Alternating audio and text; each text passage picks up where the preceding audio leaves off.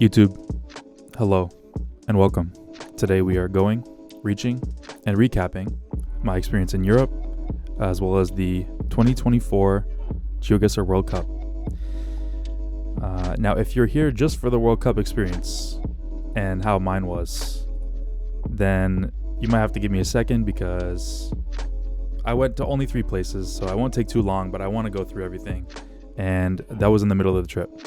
So I'll leave a timestamp in like the description of the comments or something, but we'll start with me leaving. This is me getting on the bus, going to Hamilton, made it to the airport. I'll skip most of the videos, but I do have a video of my plane taking off. I took Fly Airlines, or Flyplay, I think is the official name, which was fun. It's 11:06 in Wa. Okay. Makes sense. It's 11:06 p.m. here. I have a video of the plane taking off. I'll try to limit the videos because they take a lot of time, but this was the first flight I took in like 7 years. So it was definitely not fully settling in that I was back in the air, because I have not flown since 2017. But yeah, took off from Hamilton, Ontario, which is of course the only Canadian airport in Play's lineup. And then I made it to Reykjavik. Unfortunately, it was nighttime there, so I didn't get any pictures. That's a beautiful Toronto skyline. Another few photos. That's me proving that I'm in Reykjavik on no Wi-Fi, or barely any Wi-Fi. And then I made it to the Netherlands. Think my money was Irish. Look at the way it's stolen. Toro, thank you for the resub. Appreciate that. Just documenting my trip. So that's me. I'm in Amsterdam. I made it to Europe. I'm taking the train.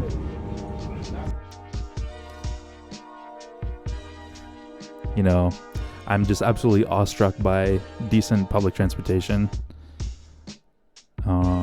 Typical North American experience. Or North American in Europe experience. And then get to Amsterdam Central. I'm at my hostel and I go for a walk. This is beautiful Old Town Amsterdam, the downtown. Just taking pictures of everything. The car with the plates, of course. And then, what else do I have? I just took a lot of photos in Amsterdam. It was probably my favorite. The hostel was good.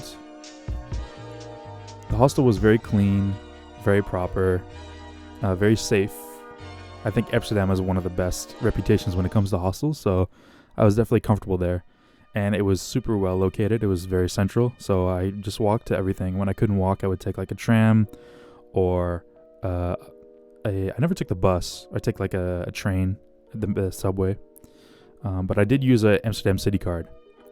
So it gave me access to like 80 different attractions, as well as free public transportation within the city. The main like city authority on transit. I forget the name of it, but I was good to go anywhere I wanted within Amsterdam City. So I did mostly walk though. I made it to the Rembrandt Square. Got a few photos of Rembrandt. And then this is the exact moment when I switched my camera to 4K footage. And I realized I wanted to actually vlog. Of course, the vlogging is harder than it seems, but I tried the best I could. It was easier when I was solo. I was solo in Amsterdam and Copenhagen. And then this is the view from the hostel. This was really nice. It was right on the water, so like if you got out the window and you swung your legs out the window and then jumped, you'd be right in the water. Like it was so nice. Very, very authentic Amsterdam experience, I would say. And then just more walking. This was the start of my second day, I want to say. Video of me looking in this bronze astronaut at my reflection. Hello. And then I went to the Rembrandt house on my second day, and I saw some of the etchings and paintings and collection of artifacts that he had in his catalog. It was really cool that they revamped his own house because, the city is very historic, but that is a very significant artist in a significant time at a significant empire. So it was really cool to see basically what he saw and experience what he experienced. Lots of etchings and paintings. And then I went to the Albert Kite Market.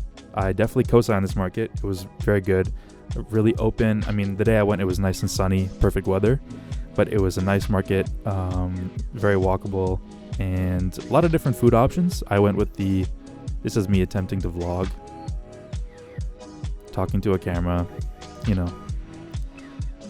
I'm not gonna show most of the extent of that footage, but it's fine. I'm recapping now. I had the takoyaki when I first went to the market. This was overpriced, and it took way too long for them to make. But on taste, I would give it like a 7. It wasn't bad. And then I had some grilled cheese, and now that made up for it. Grilled cheese was bomb. It was Thai grilled cheese, which was really cool. So brownies. And then I went to a few museums in the Museumplein, which is like the main area of museums in Amsterdam. I took some photos at different modern contemporary art museums. A lot of the first one I went to was called the Moko Museum. It's like the modern contemporary art museum. It had like Basquiat and Haring and Warhol and a bunch of like more modern artists from like the last few decades. So it had some cool stuff, but it was more like on the hype side, like the very contemporary side, where I was more so looking for like, I don't know how to describe it, like a more wide range of art. So even though I wasn't in my favorite building in the whole place, the whole like Museumplein, the whole area of museums, the very next place I went to was the Stedelijk, and it was the best modern contemporary art museum I went to in Amsterdam. This is the beginning of what I saw in the Stedelijk. There's too many pictures I took to go through everything, but suffice it to say that I much more enjoyed my time in this museum. They had a lot of like post-colonial stuff, showing off art from Suriname and Indonesia, which I thought was cool. And then this artist named Ana Lupas, who's from Romania, and she's still alive, so they let her curate her own exhibit. And so like a huge swath of the museum was dedicated to her art, and she has like a very concrete physical art style where she would make like clothing and stuff. So I really enjoyed that. Just a lot of pictures though, so I'm gonna kind of speed run through a lot of this. This is art from somebody in Suriname. At this point the museum was like closing. It was like 6 p.m. or something. So Post Malone stuff, I didn't see any Post Malone stuff. Not that I remember. And then this was the Apple store. I had to run in just to get a spare piece of equipment, but I was blown away. I didn't really feel comfortable filming inside, but I was blown away by how nice it was in there. You can't really see much in there, but if you ever need to go to the Apple store in Amsterdam, oh, you misheard. Okay, that's fair. If you ever need to go to the Apple store in Amsterdam, prepare to be impressed. It was a very nice building inside. A theater building. I ended up, every picture I took, there was like 18 copies because I was trying to get a photo without a car. I wanted to, contribute to the illusion that there's no cars in Amsterdam. There are some, but relatively few. Then they had these tributes to people usually of Jewish descent who lived in Amsterdam during World War II, which I thought was really touching. And they were outside of the buildings they lived in. So you can see for scale how big my foot is, but every person who was, affected, and especially those who were like deported to camps during the Second World War, was paid tribute to in this beautiful way. And I mean, you see these anywhere you go in Amsterdam. It was very eye-opening how significant. Obviously, you see numbers on a page and you understand, but there was a lot of these little plaques everywhere. This is a church outside the hostel. I thought it was really nice. And then I took the ferry on my second full day. So this would be my third day overall. Took the ferry to a neighborhood called NDSM. I have a time lapse somewhere in here. Oh yeah, this is the swing. This is like a famous swing in Amsterdam that you can pay to get a good view of the city. This is the time lapse of me taking the ferry. This is a free ferry, by the way. You would not get that in North America. And it wasn't just free because I had the city card. Like, anybody could take this at any time, and it was free. So I took this to a neighborhood that was like former shipyard that was kind of refurbished and turned into like a hippie spot. But you got a really nice view of the main river of Amsterdam, the I River, or IJ. I don't know how they pronounce it in Dutch. So you dock at the dock in this neighborhood, and then just a few steps away was the street art museum. Staten Island ferry is free. Okay, well, there you go. New York is ahead of the curve then. So when I got inside the street art museum, I realized this was probably one of my favorite things in Amsterdam. I took a lot of videos, so I won't show everything again, but they had these massive street art and graffiti pieces that were on display. And the neat thing about this museum was that every single piece you see as I go through the collection here, and I took a lot of like photos of the explanations. This was a Canadian artist, which I thought was cool. They had artists from one all over the world, which was great. And two, every piece you see was done in person. So they got these artists to come. Maybe they flew them out, I don't know. But the artists traveled to this shipyard just to do this art. Shout out to Canada. So they had a lot of cool stuff. This was a really nice one. This is a 2D art, but if you stand at a certain point, the perspective makes it seem like it's 3D. That was really cool. Especially because they painted to blend with the background of the actual, shipyard. The hangar, or whatever you want to call it.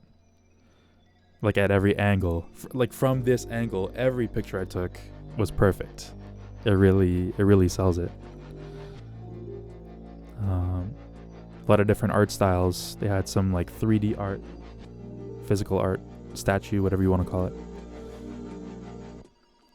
And they had people from different like time periods. So, SpongeBob.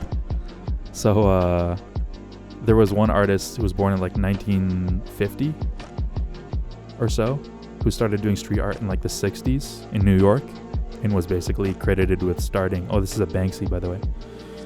And they had a van hanging from the ceiling. Just typical modern art stuff. But there's one street artist from New York, very, very, very early on, who was credited with starting the whole street art movement and graffiti movement. Yeah, classic ceiling van. His name is Cornbread, and that's his piece. Of course, it's very minimalist, you could say. But that's because he was literally the first person ever to just run around like tagging places. So I thought that was really cool because they had a real life OG of the movement in the flesh to come tag something. And this person, as you can see here, he's widely considered the world's first modern graffiti artist. He would tag the Jackson 5 touring jet. He tagged the elephant in the Philly Zoo. Like this is like history that they managed to commission in 2021. Very cool. So yeah, I really enjoyed this museum. Every piece I saw, every angle I took a picture from was just outstanding, and it was definitely worth it. So if you're ever in Amsterdam, if you're watching this on YouTube and you need a reason to go to Amsterdam and you enjoy street art, or you just enjoy art in general, definitely consider this. I had some bitterballen while I was there. It's like a traditional sort of Dutch dish. I was kind of like, I wasn't particularly feeling it, but it was good for what it was. It's hard to describe, but definitely worth trying at least once. And yeah, I took a lot of pictures here, and then I went to another shipyard in the same neighborhood. It was more of like a bohemian vibe where they had like different things going on in different little rooms. Yeah, fish balls, basically. Although you could like choose the type of protein you want. So like the ones I had were pork. But yeah, it's just a ball. And you eat it with mustard, which is interesting. So yeah, that was this neighborhood, NDSM. I took a canal cruise. Very worth it. If you're in a city that offers canal cruises, I would recommend taking it because for me it helped me frame the rest of my trip because I understood what I wanted to do afterwards. And you hire somebody to take you on a nice boat trip and they point out every like significant thing. You realize, okay, I want to explore that more. So I did that when I was in Copenhagen the first day, and it was very beneficial to me. But you know, it's just a canal cruise. It was very nice. One of my favorite activities I did, but it's like it's more casual stuff. I was definitely keen to keep walking around afterwards. This is a famous scene from like some James Bond film or something. I think I'm too young to understand the significance. The shipyard museum or shipping museum. Some ducks, unicorn. I guess this is the only house in Amsterdam with a unicorn up top. Had to take a picture of that. The Anne Frank house was right next to where the canal cruise was, so I never went in because I would have had to book it in like 6 weeks, 7 weeks in advance if I wanted to go to the Anne Frank house, like take a tour or something. But you know, I can say I went there. And then they had this fry spot. I won't get too into it, but it was a very interesting vibe for a fry spot. Shout out to Geography Challenges who recommended I come here. He gave me some good recommendations on food spots in Amsterdam. This one was just really interesting because they ran it like a club or something. It was like a very overpacked line outside, everybody waiting to get like a small little, you can see this is the amount of fries I got. It wasn't like overpriced, it was just like, it must have been a historical thing or something. Like maybe they've been in business for 300, 400 years because there was a lot of people there. More train, some meme, that a on-topic meme for my trip. There were a lot of September evenings with briskness in the air. Leaning building. And then this me at the Van Gogh Museum.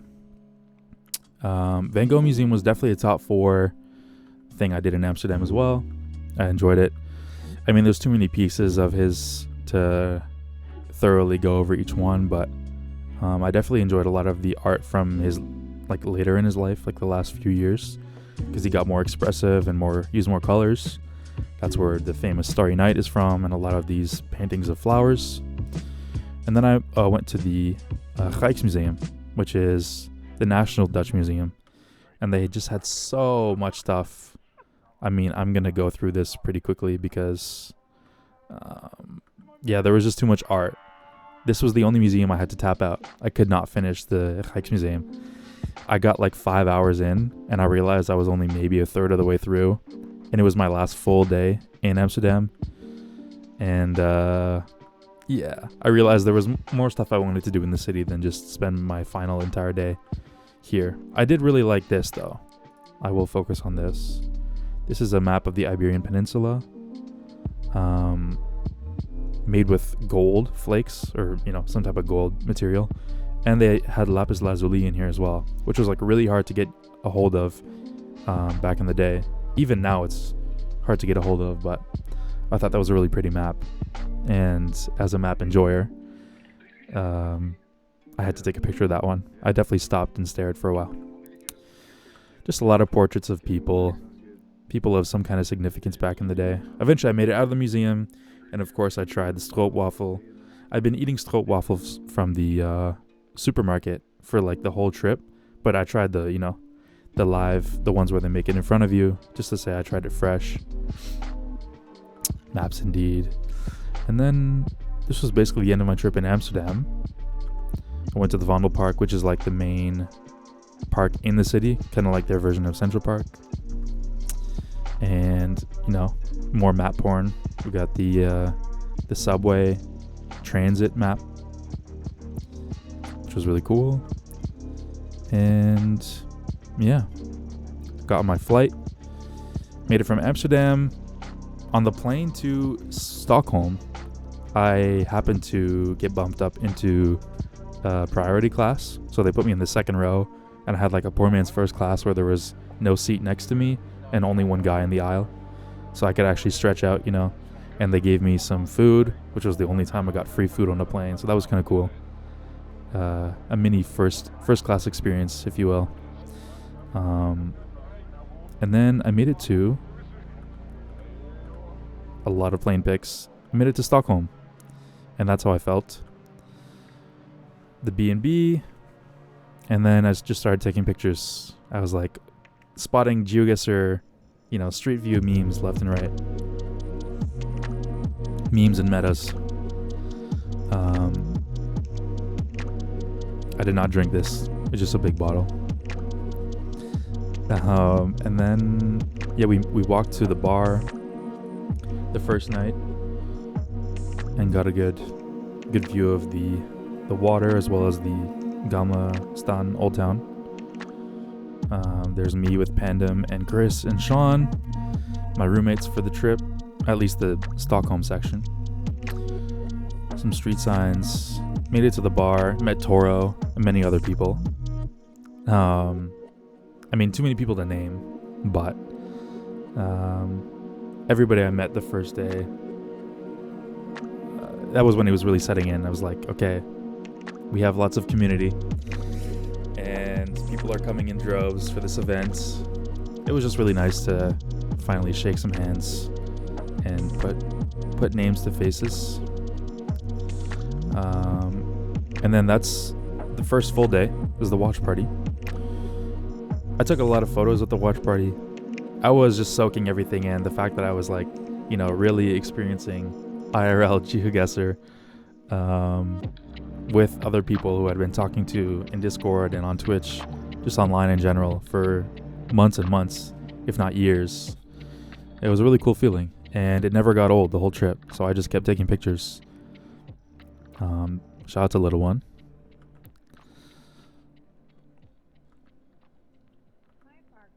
Shout out to Matty Ice. And then, okay, so that, I guess those are the only pictures I took at day one. Day two, me and Sean, shout out to Sean Champagne, we got the traditional Swedish meal for breakfast. We had the meatballs, that was some of the best mash I ever had. That was really good mashed potatoes. And then the cucumber salad and the lingonberry spritz. Fire. Probably the best meal all trip. More photos of day two at the watch party. And then this was the end of the day. This was my only real experience in the Central Station, seeing the kind of artwork and decoration that they had at the subway stations. This was like, it was cool to see, but doing my research before the trip, I understood that there was like a lot of stations with really cool art. So I felt bad that I didn't get to really explore the metro and like see any cool stations besides this one, which of course was really nice. But next trip, I think I'll have a few days on either end of the trip to really soak in Stockholm, because every day there was something going on, which leads me to the meetup and the party, the pre-party, I guess you could say. The day before the World Cup, I met a lot of cool people. Shout out to Lenley, shout out to Antidotes, shout out to Fow, shout out to Zigzag. I met everybody I wanted to talk to. Everybody was super nice, and there's too many people to name, but that club was also really, really cool as well, built underneath the overpass. The music was good. Geoguessr, they put on a good event. What can I say? And then this was the last day, or my last full day in Stockholm, the day of the World Cup. Walking to the city hall was very picturesque. I mean, a lot of roads, but, you know, what are you going to do? It's not Amsterdam. But yeah, the sun was out. It was not too cold. Decent temperature. Everybody met up before the event. And this is where the ill-fated arm wrestle happened. So I'm going to switch to this footage here that Meat Potato took. Let me just turn off the music for a quick second. So Meat Potato, the legend, shout out to Meat Potato. He got a vlog and he took this footage. Somebody in, who was it? It was not Matty Ice. It was Icy3P. Somebody in Icy3P's chat asked for a Ground Jordan Diono arm wrestle match. And we had to oblige. Thanks to IC3P's chat, we have a arm wrestling match here.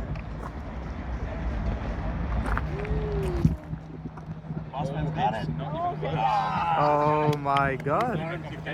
Damn. And then, Thoughts on the win? You know, I made it look harder than it needed. no, that is just unacceptable. I couldn't take that lying down. So I announced immediately that I would be training, not to compete in the Geoguessr World Cup, but just to beat Dallin in the arm wrestle competition next year. So I look forward to that in 320 some days. Yeah. So then that was before the World Cup, or the grand finals. This was lining up. I took some terrible panos, And then finally we got inside the building.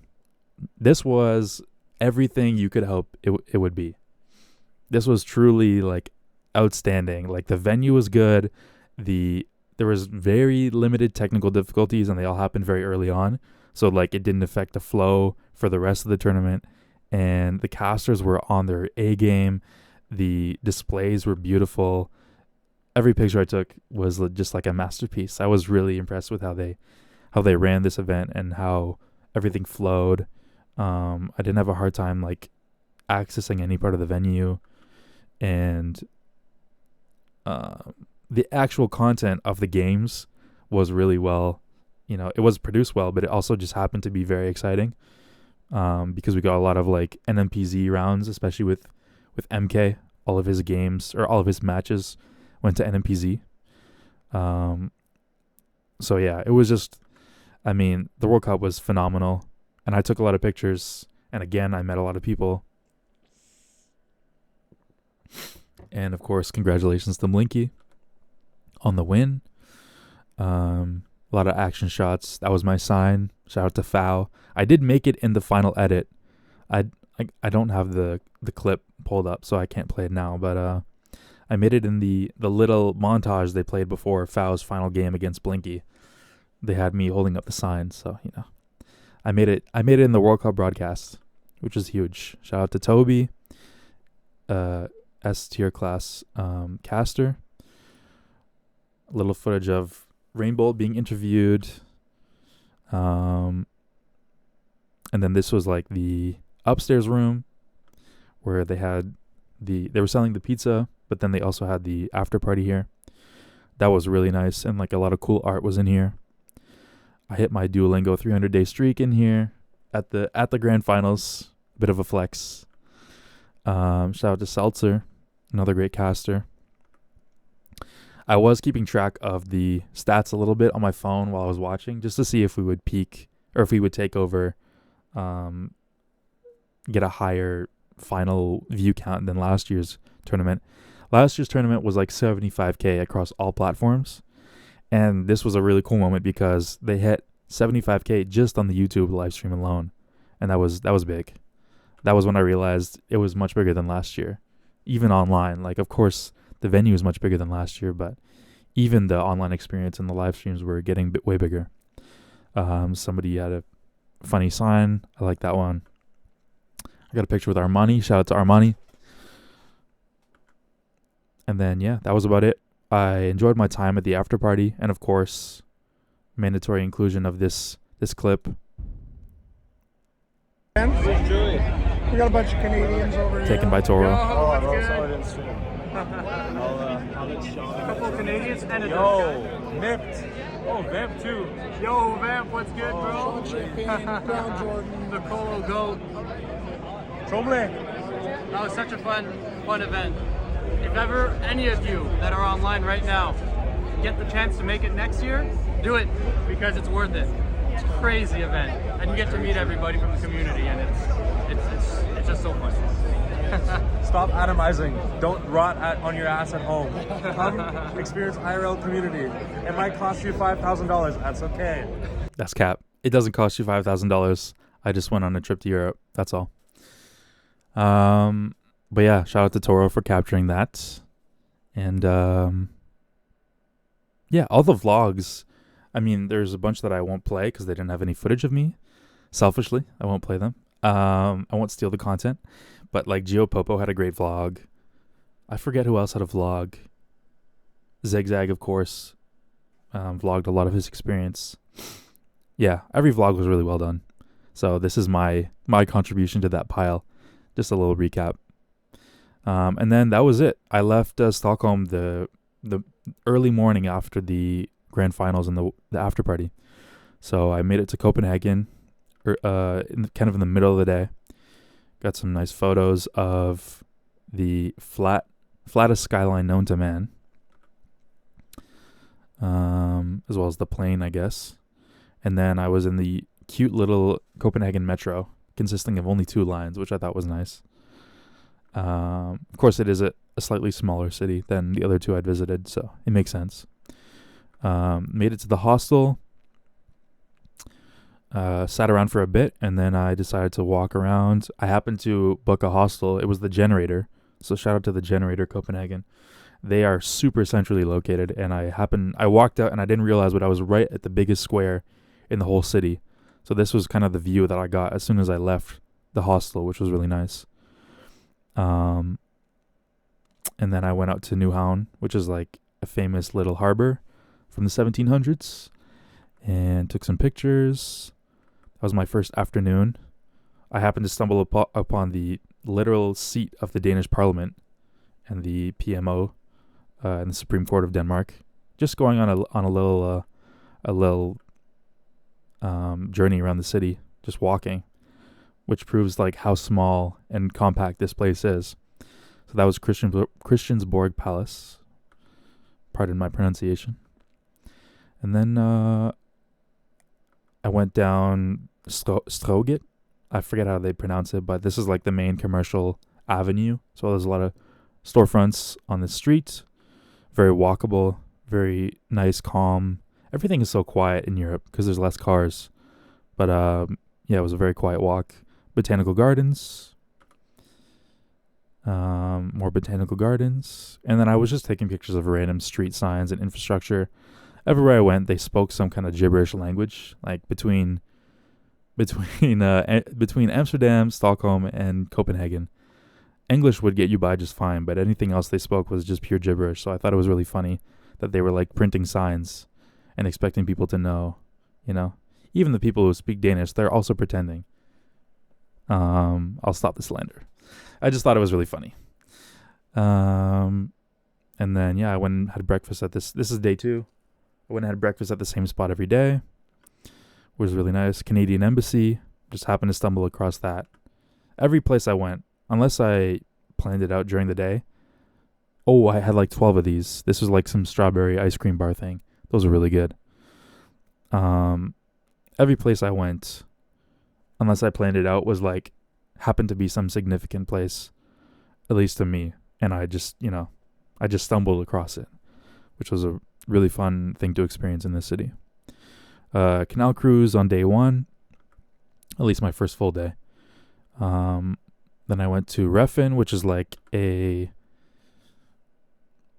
how would you describe it? It's a food market in a revamped shipyard area, kind of in the outskirts of the city. That's the Royal Palace. And we went up we, being me and two others who I'll mention later, went up this cathedral the next day. I took pictures of like so much random stuff. I had to delete like 200 pictures from my gallery just for this stream. I didn't want to show too much random stuff. I went to the Guinness World Record Museum and like the Ripley's Believe It or Not Museum. I went to a lot of like kitschy tourist stuff because I was kind of burnt out. But this was really nice. I went to Newhound every night and got food and just kind of sat on the pier, dangling my legs on the dock. And I got this view every day before I went to bed. That was like pristine. Like that was an S tier moment of the trip every night coming here.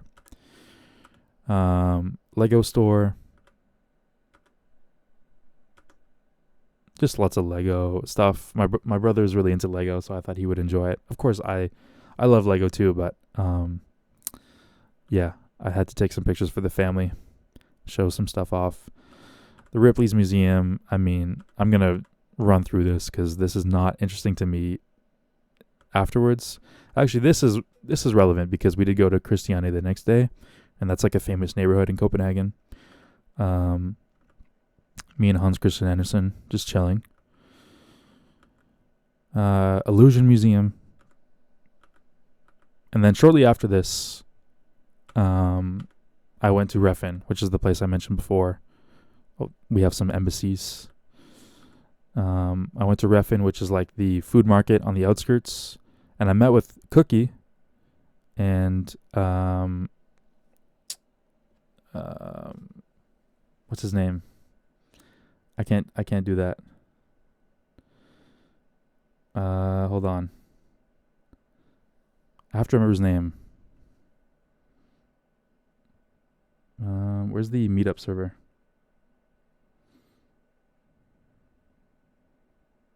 Gitterdal. Gunner. That's his name. I blanked for a second there. I knew it wasn't a traditional North American name. Yeah. His name. Maybe his name was. Yeah. Maybe he introduced himself as Connor to somebody, but his name was Gunner. So I met up with him and Cookie, and we kind of explored this food market, and I had some African meal.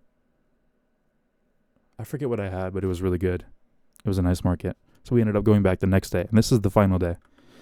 Went to Cookie's university to meet up with him. I saw a cop on a horse. And then he took us to the rooftop of his university where they had a really nice view. Of course, it was foggy this day, but I mean, it's still a good view. And then we finally went to this cathedral, the one with the spiral staircase that I showed earlier. It was gorgeous. And like, we had to be quiet because there was an active service happening inside. So like, it's still in use, which is really nice to see. It's not completely been like taken over by tourists. But if we went in and we were quiet, we could, go around and take pictures and whatnot. It was just a gorgeous cathedral, church. They had these two elephants holding up this giant wooden balcony thing, which I thought was a really nice detail. And like, the amount of craftsmanship that goes into making something like this is just astonishing. So yeah, it was really beautiful. And that's just the inside. Excuse me. That's just the inside. Like, when we went up the staircase, we got this view. And keep in mind, the cathedral was like really thin at the top. So it's like like the staircase can barely hold two people going up on the outside. And there's one railing that's stopping you from like falling over. So it was quite a daunting task to make it all the way up to the top. And like, despite the smiles on our faces, we were definitely feeling the fear of heights kicking in at this moment, which I thought was funny.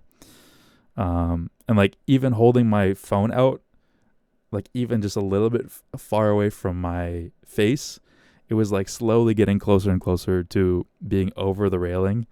And I don't know, I was a bit scared. But I mean, we got great photos, so it was worth it. Such as this.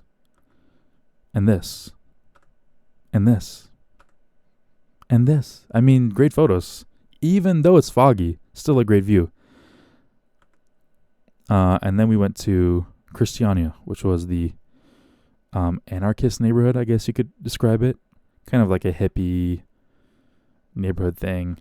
I guess this is where people will go to get like weed here, etc. It basically was just like taken over by squatters in the 70s. And they negotiated a deal with the government so they can like chill and not pay taxes or something. I don't know. It was cool to walk through. But the main destination for getting through that neighborhood was the Little Mermaid. So I got a few good photos, but honestly, it was impossible to get a really good photo from far away because there were so many people swarming this area. And like that doesn't look like too many, but there was maybe like 5 times as many people behind us. So some people were more bold than others and they thought, I'm special, I can get the good angle. And they went up really close, which I thought was funny. But yeah, I mean, I can say I saw the Little Mermaid. That's worth it. And then, of course, this lady was cosplaying as her. I thought that was funny. And we stopped by Castellet, which is like a, I forget the name for this kind of thing, but it's like a military base. It's still in use, but you can walk through it at certain times a day. So I went through with Gunnar, and we walked around the perimeter. It's built like a star, as you can see. It's blurred out on Google Maps, but it's shaped like a star, which is kind of cool. So we walked around the perimeter. It's like raised and surrounded by a moat, you know. They basically built like a military castle in the city, which is cool. And that was the only windmill I saw on my whole trip. Kind of shameful because I did go to the Netherlands, but I can say I saw a windmill. It's fine. Beautiful church. And then it was also really funny seeing how different places in Europe were hitting different stages of the fall. Because in Amsterdam, it hadn't really kicked in. And in Stockholm, I would say it was kicking in pretty strong. But in Copenhagen, it was just starting. You can see the little dash of yellow on the outside of this tree. But like most trees were pretty green at this point. So that was cool. And then another giant church. I mean, that's the theme in Europe. Big church, bigger church, big church, bigger church. And then this was basically the end of my trip, me leaving. There was a little Lego man at the Copenhagen airport ushering us. And then I made my Instagram account and documented my starting ELO for my journey. At this point, I'll do a quick little Instagram plug. Oh, I can't type that. Hold on.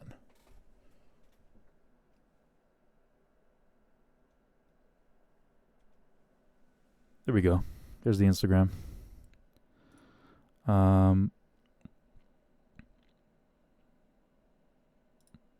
So if you want to follow along on the Instagram, feel free. That'll be linked in the description of this YouTube video as well.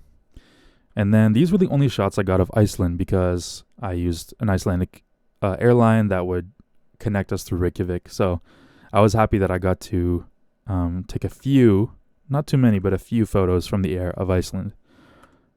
These were really good. I like this little lake. That was a really crispy one too.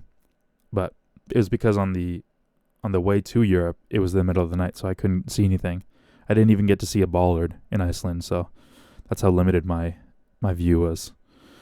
And then that's the airport. Take off, and then somewhere in here is my only photo right there of Greenland. And honestly, this is one of my favorite photos because I don't know that I would ever visit Greenland. And there are very few flight paths, I think, that would take me over Greenland to take a picture in the future. No bollards, I know. A shame. Next time. I would definitely visit Iceland again. So, for me at least, I'll probably get to see Greenland at least one more time. But, yeah, I just like that I could say I have a picture of Greenland in my phone and it was me who took it. It was cool. And then there's the iceberg that killed the Titanic. Just kidding.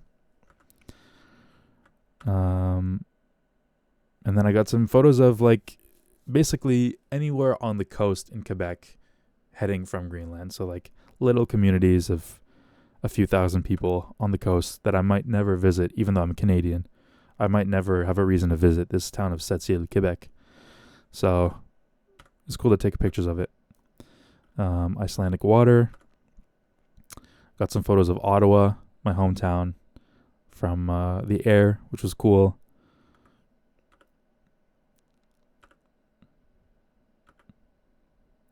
It was interesting because on the plane, the pilot made sure to mention when we were flying over Montreal, even though we were like 50 kilometers to the north. So you couldn't even see Montreal from the plane. It was like way in the distance here. You couldn't even see Laval. It was like too far away. But when we were flying over Ottawa, the pilot didn't mention a thing. And like you could see the entirety of Ottawa from like looking straight down, as you can see. So there was a bit of shade towards Ottawa there, which was unlucky. And then that's a view of Hamilton, where I landed. And me back on the road, making my journey back home. Catching the moon. So that's it. That's my trip. And I planned on vlogging. So I feel bad that I didn't catch any good footage of me yapping, but I wasn't really prepared to film myself in public that much. It's not my vibe, and we'll see if I can improve on my ability to document things in public for next year, because I definitely do want to put together a good vlog sooner than later. And like my experience at the Geoguessr World Cup was like truly one of the best things in my life. But yeah, I'm happy with what I was able to document this year. So looking forward towards next year. And if you're watching this video on YouTube, make sure to subscribe, leave a comment if you enjoyed, and if you have a favorite photo, timestamp that thing. Show some love. Thank you very much for watching. Toodles.